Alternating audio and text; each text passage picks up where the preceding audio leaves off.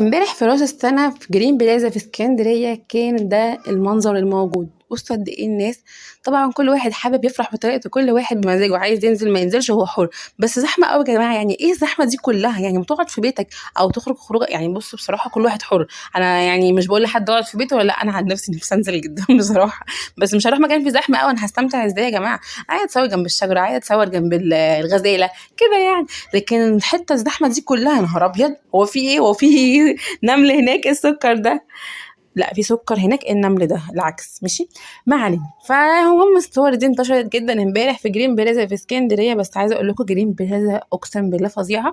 كانوا عاملين اصلا ديكورات، انا رحت اتصورت فيها، عاملين غزلتين بقى كده وشجره كريسماس وبابا نويل كبير. وكمان كانوا عاملين ايه كمان، عاملين ايه كمان، عاملين ايه كمان. اه كانوا عاملين كده بوكس كبير كده زي الهديه كده.